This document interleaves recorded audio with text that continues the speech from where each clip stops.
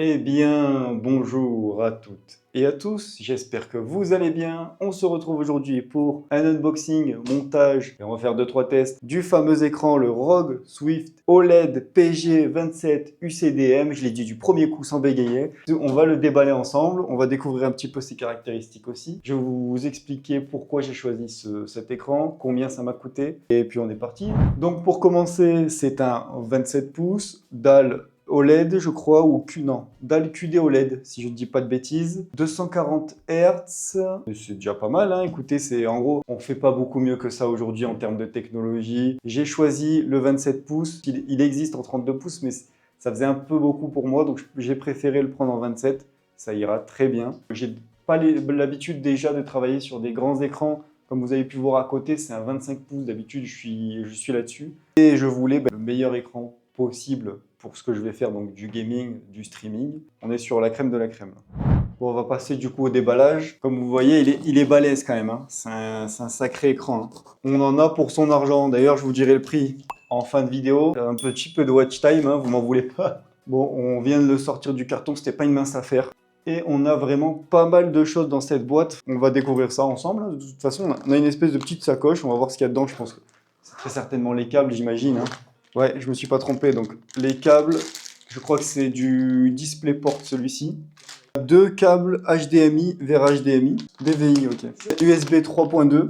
Un USB 3.0. Une petite chiffonnette microfibre pour... J'ai l'impression d'être dans le téléachat. Pour nettoyer l'écran. Ça c'est cool parce qu'on peut la conserver, on la met dans un tiroir, on a tous les câbles qui vont bien, donc ça c'est bien. Ils ont pensé à nous aussi, les supports pour mettre sur le support écran. On a le pied qui est quand même assez mastoc, hein. On va pas se mentir. C'est pour ça que j'ai pris un support écran. Si on le met sur le pied, il va bouffer beaucoup de place sur le bureau. Mais on va quand même le tester avec le pied, hein. Et ça va avec le pied de l'écran. Mastoc aussi, hein. Et évidemment, il nous reste le plus important, l'écran, la dalle. Il est bien empaqueté aussi. Ah, il est mastoc, hein. Il n'est pas encore sorti du sachet, mais il est grand, hein. On va pas se mentir. Alors, avant de le sortir du sachet, on va monter le pied. Ok, ah, c'est super simple, c'est du plug and play. Bon, du coup, on va sortir la bête. Il est énorme.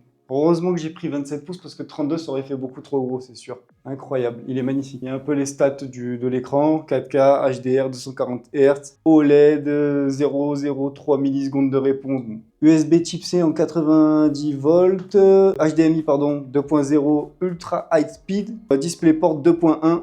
Bon, du coup, comme vous le voyez, il est posé sur le bureau. Les pieds, comme vous voyez, quand même, sont assez volumineux. Je vais vous rapprocher de toute façon après tout à l'heure. On va essayer 2-3 jeux, faire une game de Valorant pour que vous voyez vraiment ce que ça donne en vrai, quoi. En vrai, God of War, il doit être beau là-dessus. Bon, ça fait très longtemps que j'ai plus joué à God of War, il doit être rouillé. Mais on a fait le platine en live d'ailleurs. C'était un plaisir de le faire avec vous en live, pour ceux qui étaient là évidemment. Déjà, il est très beau de base, hein, pour ce qui est. Wow. J'ai jamais eu autant de détails quand j'ai joué sur God of War. Ça change l'expérience de jeu pour de vrai. Les détails, du coup, là, j'ai des détails de fou. Je pense que vous n'allez pas voir souvent du Spider-Man Remastered, là, sur un tel écran. Regardez-moi ça. Un coucher de soleil, t'as peur. Magnifique, non? Qu'est-ce que vous en pensez?